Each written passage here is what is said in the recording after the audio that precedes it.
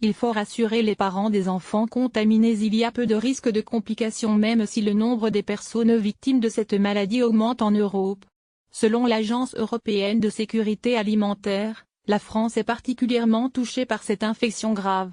Certains aliments sont en cause, mais aussi la conservation. Il faut un frigo froid bien rangé et très souvent nettoyé. Les antibiotiques sont très efficaces. Il faut d'abord commencer par rassurer les parents. Pour être atteint de cette maladie, il faut consommer une quantité importante de l'aliment contaminé.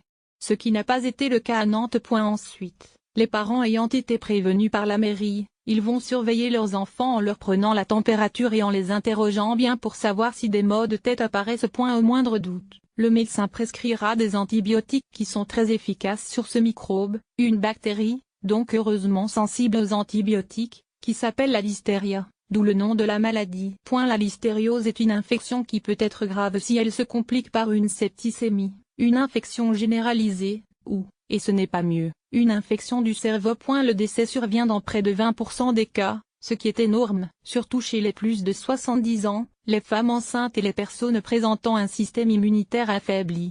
Heureusement, cette complication est très rare. Elle a tué 200 personnes en 2012 en Europe.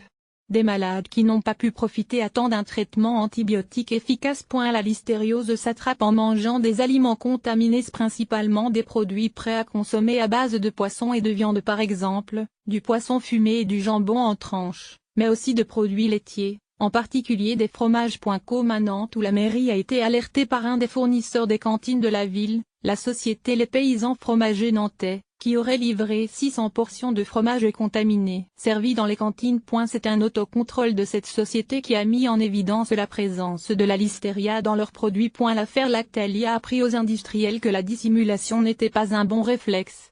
Ce qui va permettre de surveiller soigneusement les enfants susceptibles d'avoir consommé, le vendredi 12 janvier, ces fromages. Environ 4% des 15 000 repas. En profiter pour apprendre le rôle crucial du réfrigérateur. La listériose touche les aliments mal conservés, en particulier dans un réfrigérateur qui peut vite devenir, et pas que pour la listériose, le réservoir à maladie de toute la famille. Après les mains, le réfrigérateur est la deuxième cible des spécialistes de l'hygiène. La température est moins le problème en général que la promiscuité des aliments et leur contamination, surtout dans les modèles récents. Elle doit être comprise entre 0 et 4 degrés, au-delà les bactéries, comme la listeria se multiplient. Si votre réfrigérateur n'a pas de thermostat, il est conseillé de plonger un thermomètre dans un verre d'eau et de le mettre dans le frigo. Au bout d'une heure, le thermomètre indiquera la température exacte à laquelle sont conservés vos aliments. Pour y remédier, il faut d'abord ne pas avoir peur de jeter, de bien isoler les aliments les uns des autres, avec du film plastique, ou dans une boîte hermétique. Ce que seulement 37% des Français font. Et surtout, videz complètement votre frigo, rapidement, pour ne pas rompre la chaîne du froid. Passez une éponge trempée dans de l'eau de javel très diluée. De haut en bas et en n'oubliant pas les rainures car les microbes détestent les surfaces planes et adorent les recoins. Il faut très bien rincer, car la javel attaque la surface du réfrigérateur. Sinon, on peut aussi simplement frotter avec un peu d'eau et du savon, avec une éponge neuve. Parce qu'à moins de la désinfecter avant, la vieille éponge qui traîne depuis un certain temps dans l'évier, c'est quand même le meilleur moyen de retapisser de bactéries l'intérieur de son frigo. L'idéal est tous les 15 jours, au moins tous les mois.